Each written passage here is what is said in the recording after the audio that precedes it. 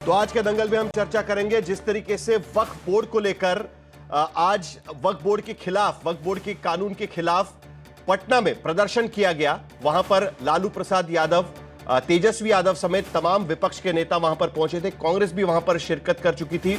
उसके साथ साथ प्रशांत किशोर ने भी वहां पर शिरकत की और वहां पर जिस तरीके से तेजस्वी यादव का बयान आया, उसके बाद से वहां बिहार में एक बार फिर सियासत जोरदार शुरू हो चुकी है। बिहार में चुनाव के लिए 7 से 8 महीने का समय बाकी है, लेकिन उससे पहले अब इस पूरे मामले को लेकर इस बारे में सियासत चल रही है कि मुस्लिम तुष्टीकरण की राजनीति कहीं ना कहीं आरजेडी की तरफ से की जा रही है। जनता दल यूनाइटेड का कहना है कि इस पूरे मामले में धर्म का इस्तेमाल किया जा रहा है।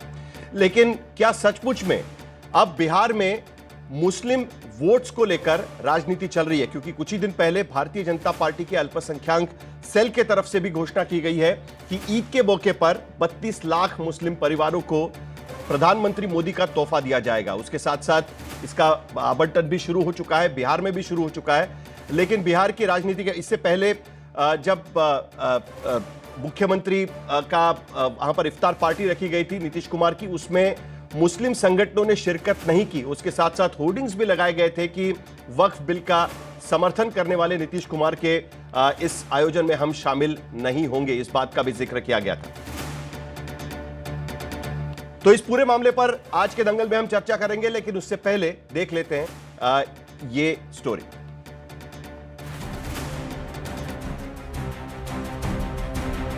देश की सियासत हिंदू मुस्लिम के बगैर अधूरी है।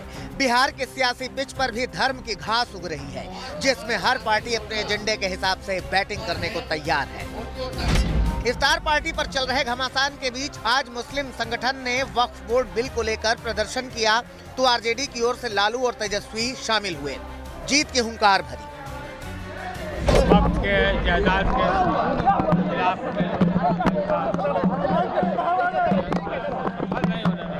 अगर एक होकर के हम लोग लड़े तो इंशाअल्लाह हम लोगों की जीत तय है और हम लोग संविधान को बचाने का काम करें। किसी भी कीमत पे नागपुरिया कानून को हम लोग लागू नहीं होने देंगे, नहीं होने देंगे। अगर चुनाव के सांचे में देखें तो वक्फ बोर्ड की सियासत का सबसे पहला असर बिहार के चुनाव पर ही देखने को मिलने वाला है। जीत होगी तो इधर भी तो लोग देख रहा है, जो इंशाअल्लाह को नहीं मानता है वो चुप बैठेंगे और सारे लोग अगर संगठित हो जाएंगे तो इनकी निश्चित रूप से हार होगी। ये तुष्टीकरण नीति के तहत और असंवैधानिक वक्फ बोर्ड जो है उसका समर्थन करते हैं और कभी संविधान बचाने की बात करते हैं। सभी जाति का सम्मान होना चाहिए। तेजस्वी जी अगर इस तरह की बात बोलते हैं तो उसका कोई मतलब नहीं बनता है। हम लोग सभी धर्म को लेकर के आज तक हमारे मुखिया आदरणीय मुख्यमंत्री श्री नीतीश कुमार जी चले हैं, आगे भी चलने का काम करेंगे। बिहार में मुस्लिम वोटर किसके साथ, इस पर सबसे ज्यादा घमासान मच रहा है और इफ्तार इसका केंद्र बना हुआ है। किसके इफ्तार में कौन शामिल और कितना असर, इस पर सियासत चल रही है। अब दावते इफ्तार में कोई जरूरी है कि पूरे सभी लोग उठ करके जाएं? तो ऐसी बात नहीं है कि इफ्तार पार्टी में बुलावा आया और लोग किनारा कर लिए। हम लोग गए थे, आदरणीय लालू जी से भी मिले, मैडम से मिले, तेजस्वी जी से मिले, तो इसको कोई पॉलिटिकल इशू बनाने की जरूरत नहीं। कांग्रेस पार्टी के प्रमुख नेता, चूंकि आज दिल्ली में श्री राहुल गांधी जी के साथ महत्वपूर्ण बैठक होनी है, उसमें गए हुए थे दिल्ली, इसलिए नहीं आए। कांग्रेस पार्टी के बाकी नेता आए, सभी गठबंधन के आए, दूसरे दल के नेता भी आए।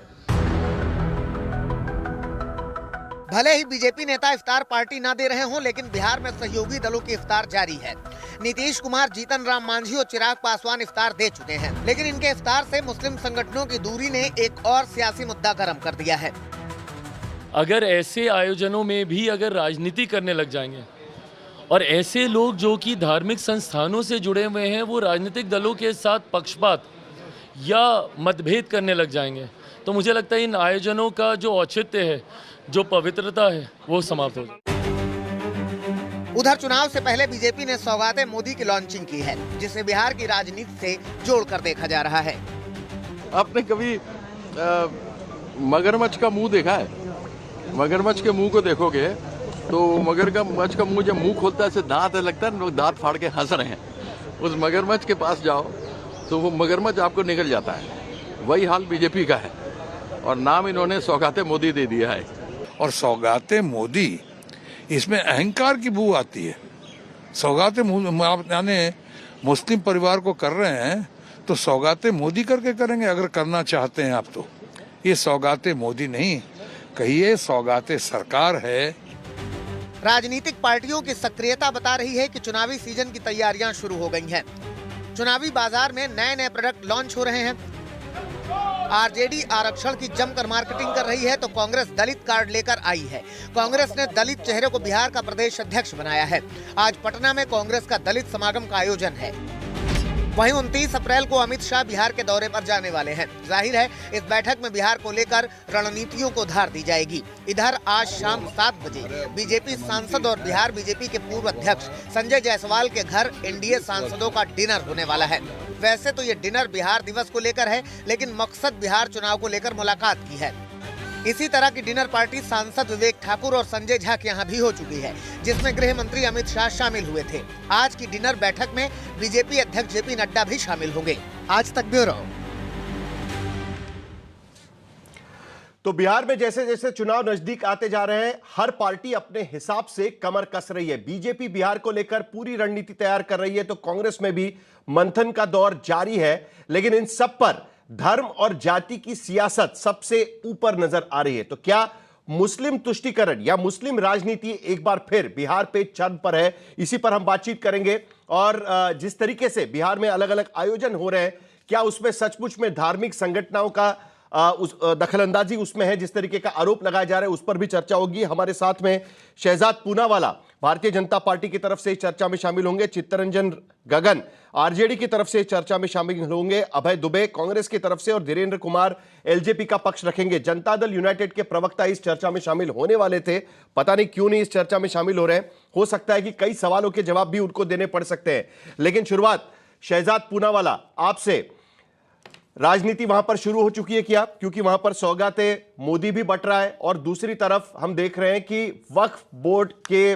बिल के खिलाफ, वक्फ बिल के खिलाफ प्रदर्शन भी वहां पर हो रहे हैं और नीतीश कुमार को चेतावनी दी जा रही है कि आप अगर वक्फ बिल में आप उनका सपोर्ट नहीं करेंगे तो आपकी इफ्तार पार्टी में नहीं आएंगे। शहजाद। देखिए साहिल जी, वक्फ के नाम पर एक बार फिर से भड़काओ भाईजान कमेटी काम पर। आप देखिए कि किस प्रकार से बिहार के राहुल गांधी, तेजस्वी यादव जी ने अभी कहा है कि हम सब एक होंगे तो इंशाल्लाह हम जीतेंगे। अब यही चीज अगर प्रधानमंत्री या गेरुआ वस्त्र पहनने वाले गोरक्षनाथ पीठ के महंत योगी आदित्यनाथ जी पूरे भारतवासियों को कहे कि एक रहेंगे तो सेफ रहेंगे, तो वो तो सांप्रदायिकता की कैटेगरी में आ जाता है। परंतु मुसलमानों से सिर्फ कहना, उनको भड़काना कि वक्फ का कानून आएगा तो मस्जिदों पर ताला लगेगा, कब्रिस्तान में बुलडोजर चलेंगे, सिविल वॉर हो जाएगा। ये एमआईएम के एक विधायक ने आज कही, अख्तरुल ईमान ने कही है। कहना कि शाहीन बाग बना देंगे, और वो भी उनके द्वारा जो तथाकथित रूप से संविधान के सबसे बड़े अपने आप को पोस्टर बॉय और पोस्टर गर्ल कहते हैं। तो ये तो बड़ा सेकुलर है। और मैं चित्तरंजन जी से पूछना चाहता हूं, चित्तरंजन जी बताइए, केवल इतनी सी बात है कि ये competitive appeasement, cap politics, competitive appeasement politics के चक्कर में कितने निचले स्तर पर गिरेंगे? आप बताइए ना कि आज जो वक्फ की पैरवी कर रहे हैं, लालू जी का क्या स्टेटमेंट था महाकुंभ पर? फालतू है। लालू जी टोपी लगाकर इफ्तार में गए, अच्छी बात है, जाना चाहिए। हम भी सौगाते मोदी कर रहे हैं और उससे विरोधियों को दर्द हो रहा है, अच्छी बात है, करो, सबके लिए करें। पर हम पोंगल भी सेलिब्रेट करते हैं, हम क्रिसमस भी सेलिब्रेट करते हैं, हम होली भी सेलिब्रेट करते हैं, हम गुरुओं के प्रकाश पर्व भी सेलिब्रेट करते हैं। परंतु महाकुंभ को फालतू कहना। और मैं एक दो तीन और बातें बताना चाहता हूं। टोपी लगाकर इफ्तार में जाएंगे परंतु तिलक मिटा देंगे। आरजेडी के तिलक के बारे में क्या व्यूज है? जगदानंद सिंह कहते हैं गुलाम बनाने वाला तिलक है। मतलब लोकमान्य तिलक के ऊपर भी कितनी बड़ी टिप्पणी है, सोचिए, महाराष्ट्र से हम लोग हैं दोनों। चंद्रशेखर जी बोलते हैं कि पोटेशियम साइनाइड है रामचरितमानस, किसी और धर्म की किताब के बारे में बोल दिया जाए। रितलाल जी बोलते हैं कि मस्जिद में बैठकर रामचरितमानस लिखी गई। अब बता दीजिए कि ऐसा स्टेटमेंट वेटिकन के बारे में दे दिया जाए।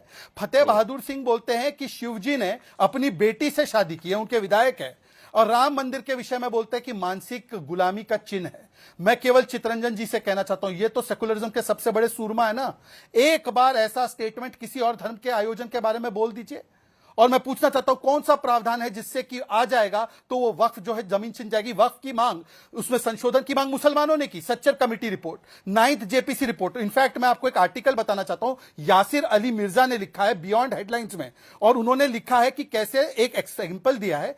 ताकई खान वक्फ एस्टेट था मुजफ्फरपुर का, 1888 में बना, 84 बीघा उसमें डोनेट की गई थी। आज वो सारी लैंड सफाचट, मतलब कि जो रेलवे में लैंड फॉर जॉब का चोरी करते हैं, वो अब वक्फ के लैंड चोरी की जो है समर्थन में उतर आए हैं। चारा चोर लैंड चोरी के लिए आ गए हैं समर्थन में। इसका फायदा मुसलमानों को चर्चा करने लगेंगे तो कई सारे मुद्दे निकलेंगे। नहीं, वक्फ बिल पर चर्चा करने लगेंगे तो कई सारे मुद्दे निकलेंगे उसको लेकर। हमारी चर्चा बिहार को लेकर है, लेकिन बात यहां पर भी आके रुकती है कि इस बार क्या हो गया है कि 10 साल के बाद अचानक सौगाते मोदी क्यों बांटा जा रहा है। अब तक तो कभी नहीं बांटा था, मैंने तो कम से कम नहीं सुना था। आपने सुना? कभी नहीं सुना था कि सौगाते मोदी बांटा जा रहा था। साहिल भाई, ये सारे सवालों को लेकर हमें चर्चा करनी है, लेकिन आपने सवाल पूछ ही लिया है तो जरा चित्तरंजन गगन जी से पूछ ही लेते हैं। चित्तरंजन गगन जी, आप अगर रिप्लाई करना चाहे तो। सीधा आरोप लगाया जा रहा है कि रिलीजियस संगठनों का इस्तेमाल किया जा रहा है। एक मिनट शहजाद, आएंगे ना आपके पास, है हमारे पास समय है शहजाद, हमारे पास समय है, मैं आऊंगा आपके पास वापस। चित्तरंजन गगन, आप जवाब दे दीजिएगा। आपसे कुछ सवाल पूछा गया है, पहले आप जवाब दे दीजिएगा। नहीं साहिल जी, बड़ा अच्छा जवाब आपने दिया। इनको सवाल किया इनसे कि भाई जो है सो इसी साल इतने दिनों से केंद्र में सरकार है, तो यह मोदी का सौगात ईद के अवसर पर पहली बार बांटने का क्या उचित है। और यह जो बयान बता रहे थे, लग रहा है कि जैसे कि किसी धर्म विशेष का ठेकेदारी इन लोगों को मिल गया है। मैं इनके नेताओं का बयान अगर उद्धृत करूं कि जो है किस ढंग से भगवान के बारे में इनके नेताओं का बयान आया है, मैं अगर उसको उद्धृत करूं तो मैं आपका समय लेना चाहता हूं, क्योंकि आपका विषय बिहार पर केंद्रित है। निश्चित रूप से बिहार में चुनाव है, इस चुनाव को लेकर भाजपा काफी परेशान, और यह भाजपा की रणनीति रही है, राजनीति रही है धर्म के आधार पर। चूंकि कभी बिहार में जो इन लोगों की स्थिति है, बिहार को आज 20 वर्षों से लगभग 20 वर्षों तक नीतीश जी मुख्यमंत्री हैं बिहार में। भाजपा जो है सो लगभग 17 वर्षों तक बिहार में सरकार में साझा रही है, उसके शागिर्द रही है। और बिहार की जो दुर्दशा इन लोगों ने कर दिया है बिहार को, कि आज हर पैमाने पर बिहार पिछले पायदान पर खड़ा। केवल भ्रष्टाचार के मामले में अव्वल है, लॉ एंड ऑर्डर के मामले में अव्वल है, बकिए हर मामले में, चाहे वह पलायन का मामला हो, बेरोजगारी का मामला हो, किसानों के आय के सवाल पर मामला हो, महिलाओं की इज्जत आबरू का मामला हो, हर मामले पर यह पीछे है। और मैं नहीं कह रहा हूं, ये लोग को केवल माने पलटना और झूठ बोलना तो इन लोगों के चरित्र में, संस्कार में है। अब कभी बोलेंगे कि हाँ साहब मुसलमानों को पाकिस्तान भेज दो, मुसलमान को हिंदुस्तानी, लेकिन चित्तरंजन जी कहीं इंशाअल्लाह बोलना महंगा ना पड़ जाए जी। तो नहीं, तो वही मैं कह रहा हूं, बोलना महंगा ना पड़ जाए आपको। नहीं वही सब एक है तो सेफ है हो जाएंगे वहां पर। नहीं सुन लीजिए, किसी के कहने से कोई फर्क नहीं पड़ने वाला है। सभी जानते हैं, हम जो है सो भारतीय संविधान में भरोसा रखते हैं, भारतीय संविधान को मानते हैं, सर्वधर्म समभाव की भावना रखते हैं। हम किसी धर्म के प्रति नफरत और घृणा नहीं पालते हैं। हम जो है सो, अब लालू जी को इनके सर्टिफिकेट की जरूरत है, जो कि जो है सो खुद छठ में दौरा लेकर जाते हैं। हम पूजा भी करते हैं और हम इबादत भी करते हैं। हम राम को भी मानते हैं, रहीम को भी मानते हैं, हम सनातन को मानते हैं। सनातन में जो है सो हम में, तुम में, खड़े खम्भ में, सब में भगवान है। सर्वे भवन्तु सुखिनः सर्वे सन्तु निरामया। यहाँ पर no partition, no division, no Hindu and Muslim, no कपड़ा पर कमेंट। यह कपड़ा पहन लिया तो जो है सो मुस्लिम हो गया। माननीय प्रधानमंत्री जी आज जो है सो जो मोदी का सौगात बांट रहे हैं, कभी कपड़ा के कलर पर जो है सो धर्म की पहचान बता रहे हैं। यही बिहार में जिस ढंग से इनके मंत्रियों ने, केंद्रीय मंत्रियों ने जहर उगलने का काम किया, चलिए आग उगलने का काम किया। सत्यप्रकाश मिश्रा, जनता दल यूनाइटेड के प्रवक्ता, अब चर्चा में शामिल हो चुके हैं। सत्यप्रकाश मिश्रा इस चर्चा में शामिल हो चुके हैं, जनता दल यूनाइटेड के प्रवक्ता। सत्यप्रकाश जी, सबसे पहले तो यहां पर जो अभी बातचीत हो रही है, उसके पहले हमने देखा कि मुख्यमंत्री की तरफ से जो इफ्तार पार्टी रखी गई थी, उस पर मुस्लिम संगठनों ने वहां पर कह दिया कि हम तो नहीं जाएंगे। पूरे बिहार भर में होर्डिंग्स लगा दिए गए कि आपने तो कुछ सेक्युलर स्टेट प्रॉमिस किया था और आप कहीं और चले गए। ये क्या हो रहा है? और उसके साथ साथ वक्फ बिल को लेकर आपकी भूमिका क्या रहेगी आपकी सरकार की, क्योंकि उसी को लेकर आज का सारा प्रदर्शन रहा। वहां पर हमने देखा कि all India Muslim personal law board की तरफ से और उसके साथ साथ तमाम मुस्लिम संगठनों की तरफ से वहां पर धरना प्रदर्शन भी किया गया था। आपको साहिल जोशी जी, आपको मेरी आवाज जा रही है? मेरी आवाज आपको? जी आपकी आवाज आ रही है, बताइए। साहिल जोशी जी, मैं वो याद दिलाना चाहता हूं तमाम पार्टियों को बिहार के कि जब मुख्यमंत्री बने थे लालू प्रसाद यादव जी, 1989 में भागलपुर का एक दंगा हुआ, बहुत भीषण दंगा था जो गुजरात के दंगे से बहुत बड़ा था। उसमें जितने लोग मारे गए वो भारत में तमाम दंगों में मारे गए लोगों में सबसे बड़ी संख्या थी। 1990 में लालू प्रसाद यादव जी कांग्रेस के समर्थन से सरकार बनाते हैं और दंगा के समय कांग्रेस की सरकार थी। 15 साल लालू प्रसाद यादव जी, राबड़ी देवी जी और कांग्रेस उस सरकार में शामिल रही और उस दंगे के फाइल पर बैठी रही। उस दंगे के अभियुक्त को सजा नहीं सुनाया गया। नीतीश कुमार जब 24 नवंबर 2005 में पहली बार सरकार में इस वादे के साथ आए थे कि भागलपुर के दंगा पीड़ितों को न्याय मिलेगा और दंगा अभियुक्तों को सजा सुनाई जाएगी। वो फाइल खुली, नीतीश कुमार जी ने दंगा पीड़ितों को न्याय दिया और उन तमाम लोगों को जेल के सीखचों के पास पीछे भेजा जो दंगा अभियुक्त थे। मैं आपको एक बात बताता हूं, मैं उसी शहर का हूं जहां दंगा हुआ था।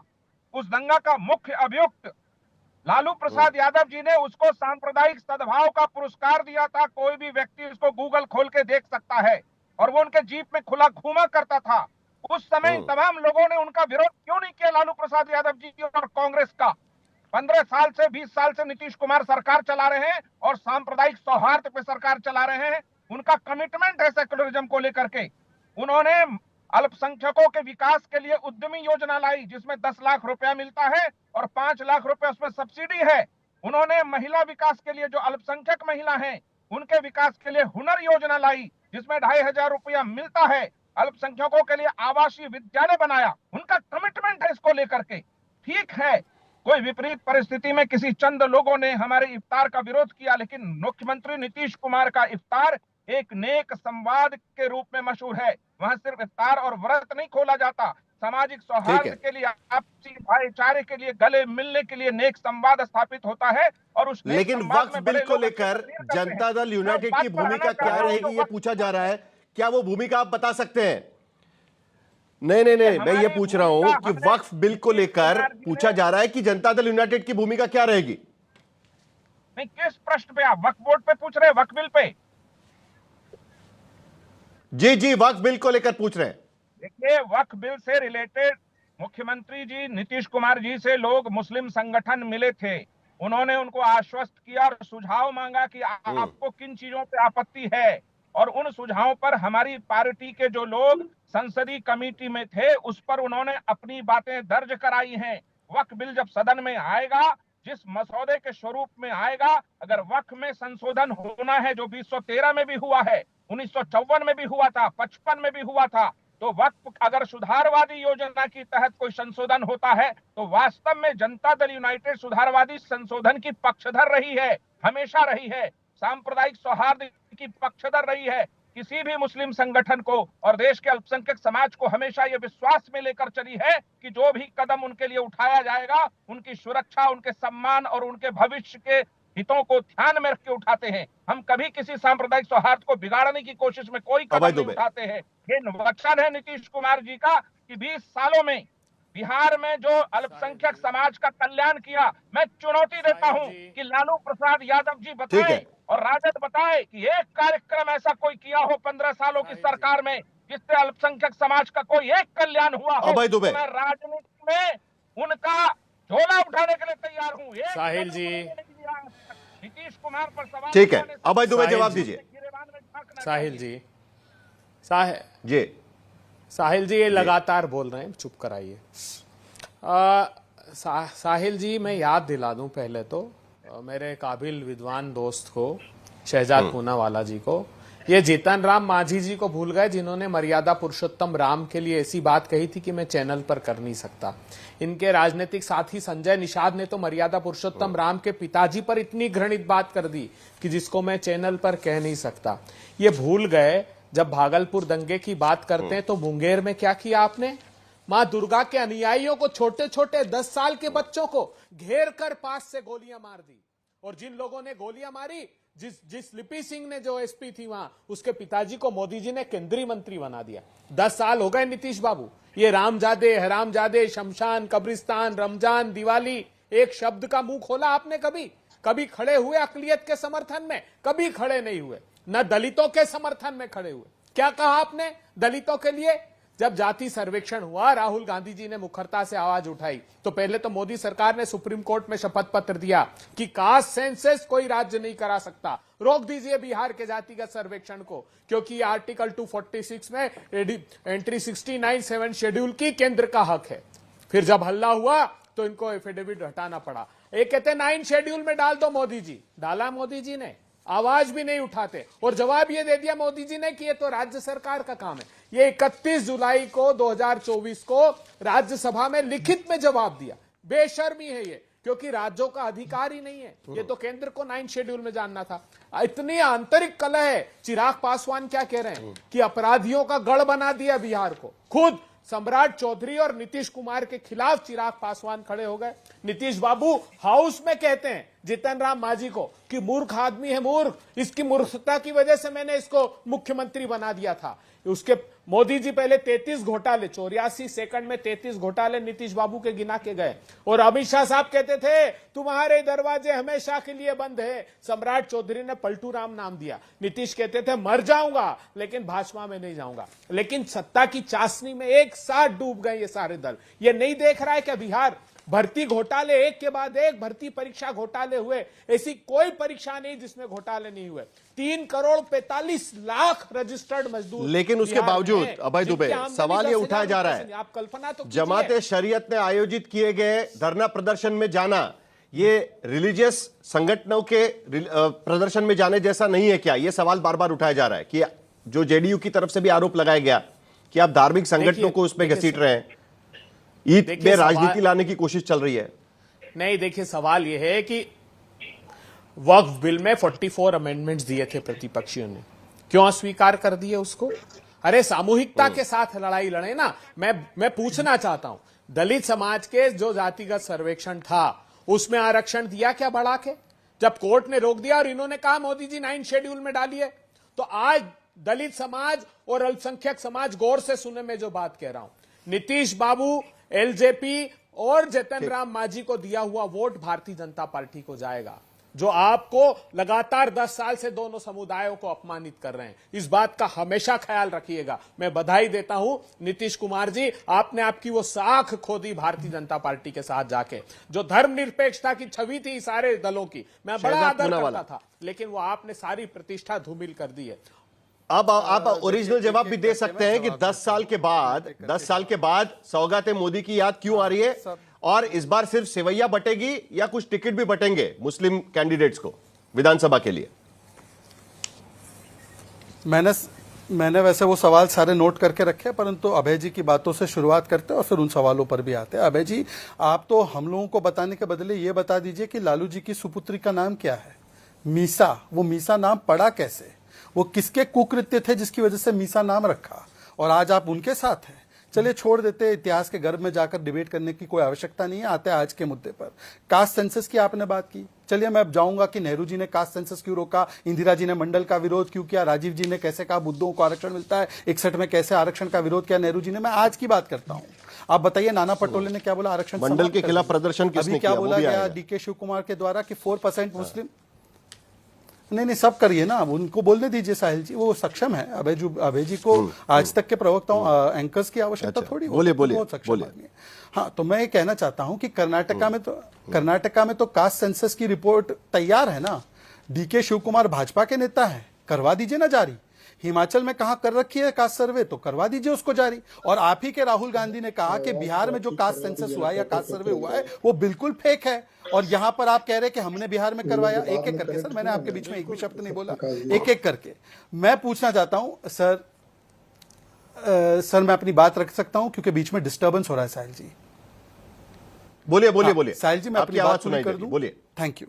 अब देखिए आते हैं, हाँ साहिल जी अब आते हैं कि 10 साल से क्यों नहीं। अरे साहिल जी आज तक की ही रिपोर्ट है, मैं कोट करके दिखा भी सकता हूं कि 2-3 साल पहले भारतीय जनता पार्टी ने स्नेह यात्रा का कॉन्सेप्ट शुरू किया था। वहां पर मस्जिदों में जाकर, मंदिरों में जाकर, गुरुद्वारे में जाकर, चर्च में जाकर उनके उनके पर्वों को सेलिब्रेट करने का पूरा आयोजन हमारी पार्टी ने किया। मैं पूछना चाहता हूं पर कि सोनिया जी, उनकी सेहत अच्छी रहे, मैं हमेशा कामना और दुआ करता हूं। वो गई इफ्तार पार्टी में, मुझे बड़ी खुशी हुई, अच्छी बात है, जाना चाहिए। परंतु सोनिया गांधी के सुपुत्र और सोनिया गांधी जी ने एक भी बार महाकुंभ के विषय में कोई अच्छी बात बोली हो तो मुझे बता दीजिएगा कोट करके। उल्टा वो कहने लगे कि महाकुंभ से रोजगार मिलता है, तो इफ्तार से क्या रोजगार मिल रहा है क्या? छोड़ देते हैं उस बात को, आगे बढ़ते हैं। मैं तो बोलता हूं कि ये अभी चितरंजन जी ने कहा हम तो सनातन के ही साथ है, मुस्लिमों के साथ भी है। सनातन समाप्त की बात किसने की मान्यवर? सनातन बीमारी है, ये खड़गे जी के सुपुत्र ने कहा। खड़गे जी का ऑन रिकॉर्ड बयान है कि मोदी आएगा तो सनातन बढ़ जाएगा। आपने अपने नेताओं पे या कांग्रेस के नेताओं पे जो स्टैंड है बता दीजिए। बाकी सब छोड़िए, डीएमके ने तो कहा कि यूपी बिहार के लोग जो है टॉयलेट क्लीनर है, पानी पूरी बेचने वाले लोग हैं, उन पर क्या स्टैंड है आपका? गौमूत्र राज्य बोला, उस पर भी कोई स्टैंड नहीं है। अब मैं आता हूं जो सौगाते मोदी है, भाई देखिए हमने सौगाते दंगे नहीं दिए कभी, और ना हमने सौगाते गरीबी दी। आज मुसलमानों की जो स्थिति है, मैं पूछना चाहता हूं कि हज पहले 1 लाख लोग जा सकते थे, अब 2 लाख जा सकते हैं बिना महरम के। ये क्या चुनाव के लिए किया क्या? 70% ड्रॉप आउट रेट था मुस्लिम बच्चियों का, भी 30% सौगाते मोदी बटेगा। एएमयू का बजट 600 करोड़ कैंडिडेट्स को। मैं उस पर भी आता हूं, टिकट और उस पर भी आता हूं। महाराष्ट्र में कितनी आबादी है मुसलमानों की और कितने टिकट बांटे थे लोकसभा में एमवीए ने? उनके खुद के मंत्री नसीब अहमद, आपके अच्छे जानकार भी है, आप जानते हैं उनको, उन्होंने बोला था कि मुसलमानों का वोट लिया जाता है, टिकट नहीं देते। इनसे पूछिए हिमाचल में कितने मुसलमानों को टिकट दिया उन्होंने लोकसभा में। इनसे पूछे राजस्थान में कितने बांटे, छत्तीसगढ़ में कितने बांटे, झारखंड में कितने बांटे। और अगर यही पैमाना है, 10 सेकंड और, आखिरी 10 सेकंड और, क्योंकि चितरंजन जी ने मेन पॉइंट ऑफ डिबेट लाने का काम किया। चितरंजन जी ने बोला कि 10 साल में, अब 15 साल में दुर्दशा हुई है। अब मैं आपको बताना चाहता हूं, 10 सेकंड केवल। लालू जी के टेन्योर में growth rate of Bihar 1%, Nitish ji के टेन्योर में 12%। लालू जी के टेन्योर में जीडीपी 50,000 करोड़, आज 8.5 लाख करोड़।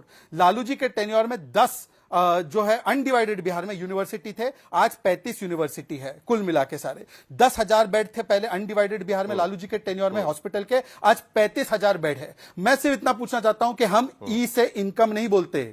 और जब सवाल बच्चा कोई पूछ लेता है तेजस्वी जी से कि भाई साहब बताइए पिताजी के शासनकाल में क्यों इतना कम ग्रोथ रेट था, तो बोलते अंग्रेजों के जमाने के सवाल। फिलहाल तो ई से चितरंजन जी आप गिना दीजिए अब आपका डेवलपमेंट का आंकड़ा। कोई बात नहीं, साहिल जी एक बार जरा अभय दुबे जी से इसका रिएक्शन लेंगे, लेकिन हाँ चितरंजन जी एक सेकंड उससे पहले जरा एक बार लोगों को बता दे कि सचमुच में आज की स्थिति में अगर ये स्थिति हो रही है, एक सेकंड, अगर हम देखें तो लोकसभा चुनाव में आरजेडी ने 2 मुस्लिम कैंडिडेट उतारे थे 23 में से।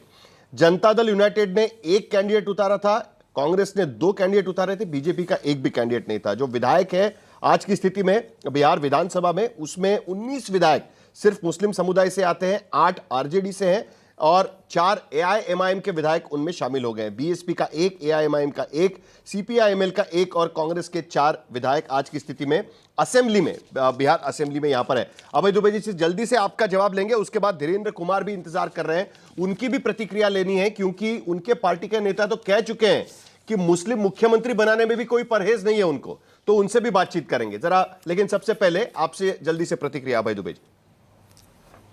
आज बिहार का ये हाल कर दिया है भारतीय जनता पार्टी और नीतीश कुमार जी की सरकार ने। 51% हेडकाउंट से हैं, हेडकाउंट रेशो नीति आयोग की रिपोर्ट है। 51% लोग बिहार के करीब हैं। बिहार में एक नया स्टार्टअप चालू हुआ। बिहार में जो स्टार्टअप चालू हुआ वो उत्तर प्रदेश की गंगा के में नाव के माध्यम से एक स्टिंग ऑपरेशन बढ़ा हुआ है। रोज अवैध शराब का कारोबार। हाईकोर्ट ने क्या कहा? ये हाईकोर्ट की टिप्पणी है। लगता है अधिकारियों की मोटी कमाई के लिए ये शराबबंदी का कानून नीतीश कुमार जी द्वारा लाया गया है। ये गैंगवार पर गैंगवार, पटना में गैंगवार 5 घंटे तक गोलियां चली। बिहार में अपहरण करके अधेड़ महिला के साथ सामूहिक दुष्कर्म, गला काट दिया गया। एक के बाद एक अगर आप सुर्खियां देखेंगे, पूरे बिहार को रक्त रंजित कर दिया। बिहार की स्थितियां ये निर्मित कर दी है नीतीश बाबू और भारतीय जनता पार्टी की सरकार ने कि बच्चे दर दर भटक रहे हैं, लाठीचार्ज कर रहे हैं उन पर, उनका भविष्य खा गए ये लोग। जब भी भाजपा और जेडीयू साथ में आते हैं, वो बीपीएससी की परीक्षा हो, वो पुलिस भर्ती की परीक्षा हो, वो स्वास्थ्य सेवकों की भर्ती परीक्षा हो, और सारे राज्यों में भारतीय जनता पार्टी का मोडस ऑपरेंडी यही है। वही काम इन लोगों ने बिहार में भी प्रारंभ कर दिया, बिहार को गर्त में धकेल दिया। स्वास्थ्य की यह स्थिति है कि 86% एक्सपर्ट डॉक्टर जो है वो नहीं है, उसमें 51%। ये कैग ने अभी रिपोर्ट दी कि 51% हॉस्पिटल, लेकिन इसके बावजूद डॉक्टर्स नहीं है, पिछली बार नर्सेस नहीं है, उन्हीं नीतीश कुमार को आपको साथ में लेना पड़ा था। और आज की स्थिति में भी जो राजनीति वहां पर चल रही है, उससे साफ नजर आता है कि नीतीश कुमार का चेहरा है, इसके लिए अभी भी मुसलमान वहां उनको वोट करते हैं, और इसीलिए शायद बार बार उठाया जा रहा है। लेकिन धीरेन्द्र कुमार, आपके नेता चिराग पासवान तो बोल गए कि बिहार में मुख्यमंत्री, मुस्लिम मुख्यमंत्री तो रामविलास पासवान बिठाना चाह रहे थे। तो आप इस सारी राजनीति को किस तरीके से देखते हैं, और उसके साथ साथ स्पष्ट शब्दों में बता दीजिएगा कि इस वक्फ बिल को लेकर आपकी भूमिका भी क्या रहेगी? देखिए, बहुत देर में मैं आया हूं, इसलिए अनइंटरप्टेड मुझे साहिल भाई समय दीजिएगा। सभी लोगों ने आरोप लगाया है और सवाल भी बहुत सारे हैं, मैं एक एक करके जवाब देता हूं। देखिए कि वक्फ की जो बात कह रहे हैं, तो इसमें बहुत गड़बड़ियां हुई हैं। ये वक्फ वाले भी मानते हैं, इंडी गठबंधन के लोग भी मानते हैं कि इसमें कई तरह के फर्जी घोटाले भी हुए हैं, कई जमीनें हस्तांतरित भी हुई है, कई फर्जी लीज भी हुए हैं। मैं तो मानता हूं कि उस समय तो कस्टोडियन यही थे, कांग्रेस की बनाई हुई अमेंडमेंट पे हो रहा था। तो क्या जो ये गड़बड़ी हो रही थी उसमें कांग्रेस और कुछ तथाकथित वक्फ बोर्ड के लोग थे ना, उसमें तो कोई हमारे एनडीए गठबंधन के लोग नहीं थे। इसका जवाब उनको देना चाहिए। दूसरी बात है कि अभी आपने बताया कि बिहार में ये नारे लगा रहे हैं कि इंशाअल्लाह वोट हम ही लोगों को मिलेगा और हम ही लोग मुख्यमंत्री बनेंगे। ये कौन सा नारा है कि वोट देना मुझे इंशाअल्लाह और मुख्यमंत्री बनेगा लालू का लल्ला? अगर आपको इतना ही प्रेम है अगर अल्लाह के उन बंदों से, तो आप क्यों नहीं मुख्यमंत्री बनाते हैं, जैसे हमारे नेता ने बनाने का काम किया था, लेकिन यही लालू प्रसाद जी अड़ गए थे। और जब भागलपुर दंगे की अभी जदयू के प्रवक्ता ने बोला था, वही अब तो नहीं बचे। कामेश्वर यादव को 15 सालों तक अपने हेलीकॉप्टर पर घुमाते रहे थे, तुष्टीकरण की हद थी अपने मुस्लिम वोटरों को अपने तरफ करने के लिए। अभी डिप्टी सीएम इनको 2 बार बनने का मौका मिला। इनके पार्टी में इनके पिता के साथ काम करने वाले, पिता के उम्र के मुस्लिम नेता बैठे हुए हैं, मैं नाम नहीं लेना चाहता हूं, आरजेडी के नेता और बिहार के लोग जानते हैं। उनको उन्होंने ना डिप्टी सीएम बनाया, ना विधानसभा में स्पीकर का पद दिया। क्यों? क्योंकि जब बनेगा तो लालू का लल्ला, और यादव को ही सिर्फ बनाते हैं। यादव में भी सिर्फ मेरा परिवार, MY, माई का मतलब मेरा, मेरा साला, मेरी साली, मेरी पत्नी, मेरा बेटा। MY का मतलब मुस्लिम यादव है ही नहीं। और हमारे नेता, हमारी पार्टी का तो शुरू से स्टैंड रहा कि सबका साथ सबका विकास। जो मोदी जी का एजेंडा है वही एजेंडा हम लोगों का है। इसके पहले देखिएगा कि हमारी पार्टी ने तो अपनी पद को कुर्बान किया है मुस्लिम मुख्यमंत्री बनाने के लिए।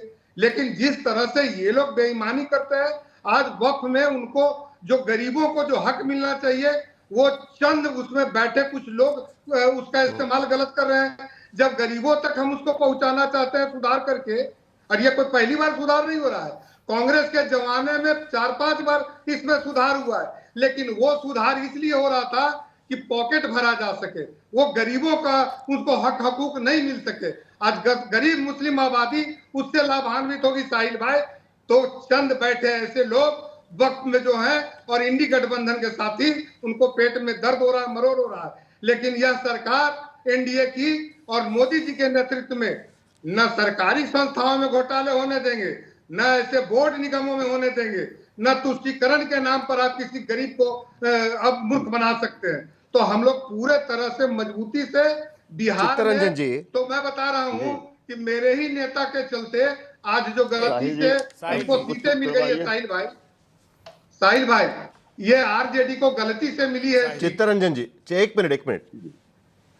साहिल जी चित्तरंजन जी इसका भी जवाब दे ही दीजिए ना। वो कह ही रहे हैं कि आपको मुस्लिम वोट चाहिए, इसलिए इंशाअल्लाह कहा इसलिए जा रहा है आज की स्थिति में क्योंकि आपको तेजस्वी को मुख्यमंत्री बनाना है। चित्तरंजन जी, साहिल जी तेजस्वी को तो बिहार की जनता मुख्यमंत्री मान चुकी है। ये लोग कितना टटर करे उससे कोई फर्क नहीं पड़ने वाला है। लेकिन हंसी आ रही है लोजपा के साथी नहीं, लोजपा के साथी जो दलील दे रहे थे, जो खुद अब चुप रही है आप, और लोजपा के साथी दलील दे रहे थे। इससे बड़ा मजा क्या हो सकता है कि रामविलास पासवान जी के नाम अरे पर भाई जमीन भी सुनिए रामविलास पासवान जी के नाम पर चिराग जी आए, नेता बन गए। चिराग जी को यह बर्दाश्त नहीं हुआ कि पशुपति कुमार पर क्या बात करते हैं। अरे कभी इसी में ना चिराग जी थे, रामविलास जी थे, पशुपति कुमार पारस थे, प्रिंस राज थे। आज भी जो है सो अपने जो सो साले को आप बेटी बनाते हैं, बात करते हैं। सुन लीजिए पहली बात जो बार बार लोग भागलपुर दंगा का सवाल करता है, साहिल जी उनको चुप करवाइए ना। साहिल ऐसे डिबेट नहीं होगा तो नहीं, एक मिनट सुन लीजिए ना, अभी उनकी बात सुन लेते हैं। धीरेन्द्र जी आपने कह दिया ना, यही लड़ाई कीजिएगा। बोलिए बोलिए, हर जगह गुंडैया कीजिएगा नहीं, बोलिए चित्तरंजन जी बोलिए। जो लोग बोल रहे थे आपके गुंडागर्दी से तो बिहार से लोग भाग गए। अरे यही तो चरित्र आपका है, यही तो चरित्र आपका है। झूठ बोलना भाजपा के साथ कहेंगे, लंपटाई सीखेगा, गुंडाई सीखेगा, जुमलेबाजी सीखेगा, क्या बात कीजिएगा। सड़कों पे चलती थी और बिहार के लोग नहीं होते थे। नरमुंड की माला पहनने वाले राजद के नेता आज हम ध्यान दे रहे हैं। आज बिहार का सेंटर में महिलाएं सुरक्षित रही हैं, क्या बात कीजिएगा।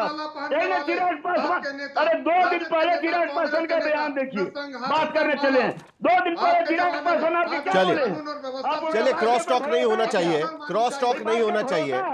अपना मुद्दा रखिएगा, अपना मुद्दा रखिएगा, क्रॉस टॉक नहीं होना चाहिए। जरा एक बार देख लेते हैं कि जी चित्तरंजन जी जल्दी से आपकी बात खत्म करिए, मुझे जरा एक आंकड़े कुछ दिखाने हैं। बोलिए बोलिए। कई सवाल उठ गए हैं। भागलपुर दंगा का बार बार लोग बात करता है। भागलपुर दंगा में जिस पदाधिकारी ने कत्लेआम करवाया, उस पदाधिकारी जब तक यहाँ पर राजद की सरकार रही बराबर संटिंग में रहा।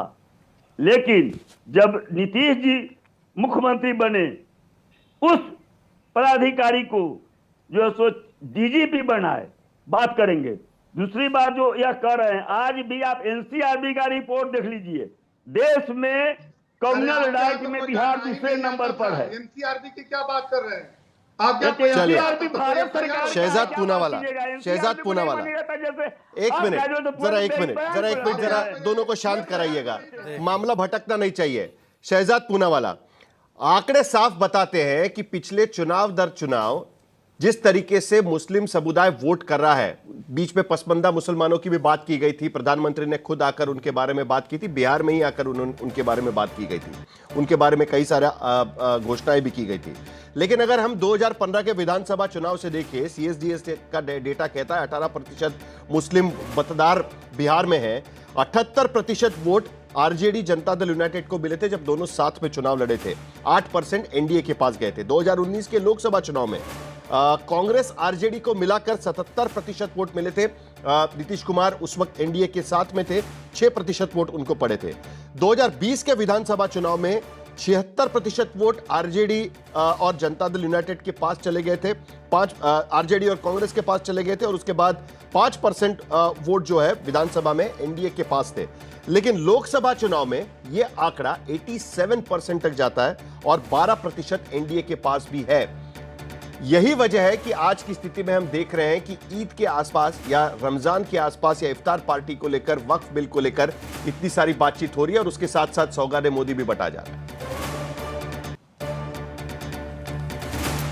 देखिए, जमहूरियत वो तर्ज हुकूमत है जिसमें बंदों को गिना करते हैं, तोला नहीं करते। हम इसमें विश्वास रखते हैं साहिल भाई, इसीलिए प्रधानमंत्री मोदी जी ने, चाहे वो प्रधानमंत्री के रूप में हो या जब वो मुख्यमंत्री के रूप में हो, कभी भी वोट के लिए नहीं, जनमत और बहुमत से तो आपकी सरकार बनती है, सर्वमत से देश चलता है।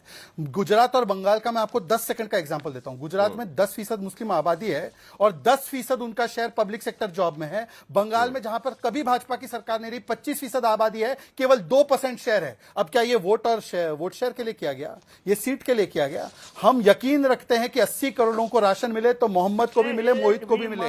हम यकीन रखते हैं कि 12 करोड़ लोगों के घर में टॉयलेट बने तो शिल्पा और सुल्ताना दोनों को मिले। सर मैंने आपके बीच में कतई नहीं बोला चित्तरंजन जी, और आपका नाम इतना खूबसूरत है जिसका चित्तरंजन वाला है, तो रंजन की अवस्था में भी तो रहिए, आनंदित रहिए। सुनिए ना, अब मैं आपसे पूछना चाहता हूँ सर 2 सवाल छोटे छोटे। अब देखिए अभय जी, आनंदित पर हमको क्रोधित मत कीजिए ना आपके आनंद के चक्कर में, वो आपके आनंद के चक्कर में हमें काहे क्रोधित करते हो। सुन लीजिए, हम कह रहे हैं अभय जी जो है, अभय जी जो नहीं है मुस्लिम समुदाय। अरे भाई हम साहिल जी, मैं अपनी बात, साहिल ये क्या तरीका है भाई, मैंने किसी के बीच में डिस्टर्ब नहीं किया। चलिए खत्म करिए, समय खत्म हो रहा है। शहजाद जल्दी। साहिल जी मैं कर लीजिए, खत्म करूंगा सर। ये हमारे उसका हमारे टाइम का एनकाउंटर ना करे ना ये। सुनिए, हम कह रहे हैं कि अभय जी आजकल कन्हैया कुमार के साथ ज्यादा टाइम स्पेंड कर रहे हैं। अभी देखिए अभय जी उन्हीं की तरह बोलने लगे। वो कन्हैया बोल रहा है कि रोड काहे बना रहे हो, रोड बनाओगे तो हमारा पानी चोरी हो जाएगा। अभय जी से पूछिए, अभय जी आपने ऑब्जर्वेशन की बात की कोर्ट के, आपके तो लालू जी कन्विक्ट है 4 बार कन्विक्ट है चारा चोरी में। आप ऑब्जर्वेशन की बात कर रहे हैं, जंगल राज के वो है करता धरता कन्विक्ट है भाई। और आखिरी बात देखिए, अभी सब लोग करते दलित SC ST आरक्षण होना चाहिए एमयू में। एक बार स्टैंड लीजिए, 4% मुस्लिम आरक्षण देने के लिए संविधान बदलेंगे, 4% मुस्लिम आरक्षण के लिए। एक बार पूछिए एमयू में क्या SC ST यादवों के आरक्षण के लिए हाँ या ना। अभय दुबे जी आएंगे आपके पास। चित्तरंजन जी कुछ कहना चाह रहे हैं, जल्दी से चित्तरंजन जी। नहीं कह रहे हैं कि यह जो एक सेकंड आता हूं अभय दुबे जी, चित्तरंजन जी कुछ कहना चाह रहे हैं। क्या आप यादवों का आरक्षण चाहते? कल जो CAG का रिपोर्ट आया है जिसमें कहा गया है कि बिहार में पुल बनाया गया, नहीं है, पुल बना दिया गया। और नीति आयोग कहती है कि हर मामले में बिहार पीछे है। ये आंकड़ा बता रहे हैं। आज यह बताएं कि बिहार पर कितने करोड़ का कर्ज हो गया, बिहार आज कितने करोड़ के कर्ज में डूबा हुआ है। एक व्यक्ति जो है उस पर 25,000 करोड़ 25,000 का कर्ज आप लाद रहे हैं। और जो सब बात करते हैं केवल आंकड़े में, आंकड़े के फोटोबाजी करके परसेप्शन बनाकर प्रोपगंडा से परसेप्शन बनाकर कितना दिन तक लोगों को काम कीजिएगा। चित्तरंजन जी आप ही से सवाल है, चित्तरंजन जी आप ही से सवाल है। जब आपकी सरकार गई तब जीडीपी का साइज क्या था और आज क्या है? साहिल जी, जब आपकी सरकार गई जीडीपी का साइज क्या था बिहार का, बताइए जरा। मैं यह पूछ रहा हूँ कि जीडीपी आप बता रहे हैं, मैं यह पूछ रहा हूँ कि बताइए तो। बिहार नहीं, आज भी बिहार पलायन में सबसे निचले पायदान पर क्यों है? अब बिहार की जीडीपी का साइज नहीं पता इनको। गरीबी के मामला में डिबेट करने प्रति व्यक्ति आए। आज 20 साल के बाद भी क्या है बिहार के मुख्यमंत्री स्पेशल कैटेगरी मांगने जाते हैं, ये बात भी वही उतनी ही लागू होती है आज की तारीख में। लेकिन अभय दुबे जी, मेरे पास समय खत्म हो रहा है, जल्दी से जो आंकड़े मैंने दिखाए, क्या यही कारण है कि आज की स्थिति में हम देख रहे हैं कि वक्फ बिल को लेकर बिहार में राजनीति चरम पर है? जल्दी से आपका जवाब। देखिए सिर्फ 2 बात कहना चाहता हूं। भारतीय जनता पार्टी को भी मुस्लिम प्रेम है, लेकिन बांग्लादेशी रुबेल शेख को महाराष्ट्र का ये अल्पसंख्यक मोर्चे का अध्यक्ष बनाएंगे। सैफुल्लाह फारूक जैसे आतंकवादी को कश्मीर में टिकट देंगे जिसने पंडितों की हत्या की। तारिक अहमद मीर जैसे आतंकवादी को विधानसभा का चुनाव लड़ाएंगे। तालिब हुसैन को आतंकवादी पाकिस्तानी का मंच साझा करेंगे। भारतीय जनता पार्टी को परहेज नहीं। और आज एक बहुत बड़ा खुलासा चिराग पासवान जी के विचारों का किया है उनके प्रवक्ता ने। वो वक्फ के इस बिल से जो मोदी सरकार लेकर आई है सहमत है, आज इस राष्ट्रीय चैनल पर कह दिया है। ये पूरे के पूरे बिहार के प्रदेश के माइनॉरिटी के लोगों इस बात को ध्यान से सुनना। चिराग पासवान कुछ बयान देते हैं, यहां बैठकर भारत धीरेन्द्र कुमार जल्दी से जवाब। प्रवक्ता कुछ बयान, समय खत्म हो रहा है, धीरेन्द्र कुमार जल्दी से जवाब। हमारे नेता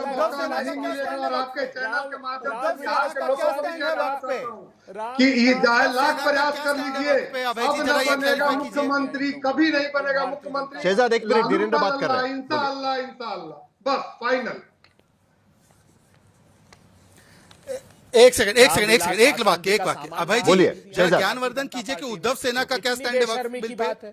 पूरा सामान उनका, अभय जी प्लीज आप बीच में मत टोकिए। अभय जी बिहार की बात हो रही है, साहिल जी रोकिए ताकि मेरी बात आए। आज ये बात साफ हो गई। साहिल जी मेरी बात आए, रोकिए उनको। आज चिराग पासवान साहिल जी वो लगातार बोल रहे हैं समय समाप्त हो रहा है। समय मेरा समाप्त हो रहा है।